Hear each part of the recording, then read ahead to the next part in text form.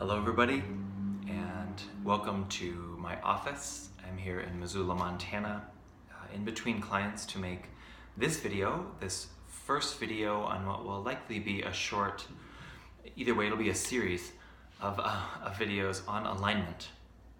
And in particular, the relative usefulness of that conversation, or that's what I would like to contribute into the conversation that we're having about something like alignment. Hopefully, obviously, I mean the body. So a lot of times that word comes up in posture or in movements. Sharing similarities with, but definitely not talking about structural alignment like you see in a building or a car or a stack of bricks or something like that. So the body, and really I'd say the heart of this whole video series, which I want to get at here, is this going to be a conversation about alignment as the body unto itself. And that's also the highlight in the sort of most gross, overt form. That's what this first video is about. And again, I'll say that again, that the body alignment being a term to describe the body unto itself as opposed to something absolute. So we'll get into that in 1 second. I want to frame one more thing about this series, and that is it's my experience that good alignment, bad alignment, conversations around alignment can both be very liberating.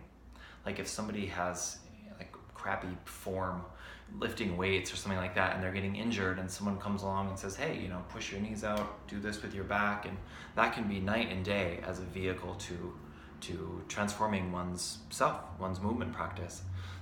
And just as surely, in my experience, I think this gets talked about less, but the alignment conversation can become a cage where we start getting very, in line and neutral spine. And I've certainly spent a lot of time here where things start to get more sort of refined and also can get more fragile, where if your knee, deviates a little bit medially, then, and it can be a self-fulfilling prophecy too. You train more in alignment and then you become very fragile outside of that. So I think both ends of that, if that's a spectrum, it all has a relative truth to it. So one way we could say I'm also wanting to do with this video series is shed a little light on the common roots of all and any of those truths that show up in different disciplines and practices.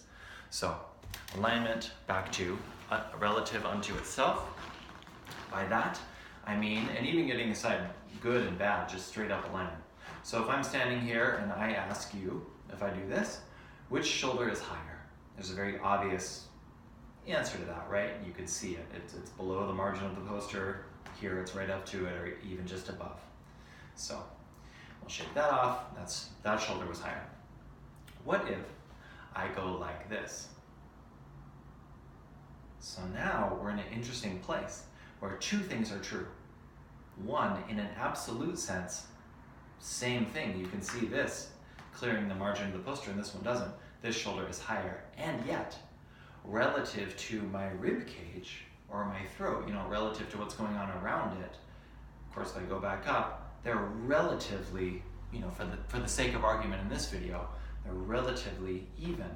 That evenness relative to my body, especially my upper body, doesn't change here. We could even go so far as to really exaggerate this and go like this. Right? So now, I don't know if you tracked everything that's going on, still the two things are true. One is, in an absolute sense, this shoulder is higher. But if we kept everything here and evened out, brought to more vertical, my ribs, more or less, this shoulder is sitting lower. Even though this alignment, this lower shoulder alignment, didn't actually change here. So it's higher in space, it's lower relative to, in this case we could say, my ribs.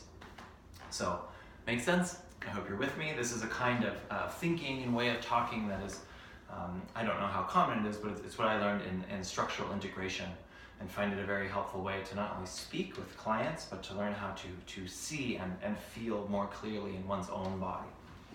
Another example of this, and I see this all the time, as a yoga teacher, so my feet are spreading out a little bit. If you know the triangle pose, probably common enough that a lot of folks do, and yoga is common enough.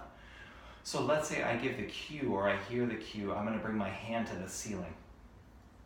So if I hear him going down and touching the floor with his hand, and then I'm bringing my hand up to the ceiling.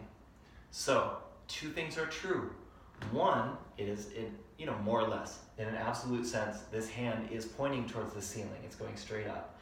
And if I keep all of this where it is, and I stand up, right? This is actually what's going on at my shoulder. So this is one conversation, again, without taking away from the fact that my hand is going towards the ceiling. If, in this case, we're saying, oh, having an open chest is part of this Trikonasana, part of the triangle pose, we could say I'm fooling myself, I'm being fooled if I think this is doing that, right? Without getting too much into what's good or bad or how you should do asana, like Lord knows, this is not a video about that. But again, just seeing clearly, oh, this, I might come up, and even something like this, where my hand comes behind, starts to become a more sort of truthful opening. Forgive any moral judgments, that in these words.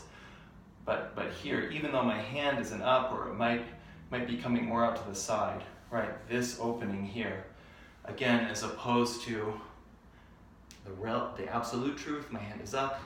The relative truth, I have this kind of compression in my shoulder that I'm not calling a spade a spade. Lots and lots examples of things like this, so that could be fun homework for you to check out. And I'll just want to highlight or reiterate for me the more sort of emotional, mental, even spiritual sort of component of this, which for me lies much more at the heart of why I have any of these movement practices in the first place, as well as bodily health and da-da-da-da. But there's something about that being able to see clearly and feel clearly. I'd say feeling is sort of an internal seeing, right? And that being able to navigate our own internal waters with a kind of clarity that takes a kind of learning, and in my experience takes a lot of humility. So it might mean, if you're playing with this idea like, oh wow, I thought I was so far along in this pose, or this sort of, I thought I was doing this thing so far, but if I zoom in on these sort of relative alignment principles, there may be a few places in the body that are really being navigated around from a stuckness, which can be from a variety of things. But anyway, that I'd say if this has an emotional tone, it is clarity of seeing and clarity of feeling. I hope you find this helpful, and stay tuned for the next videos. Cheers.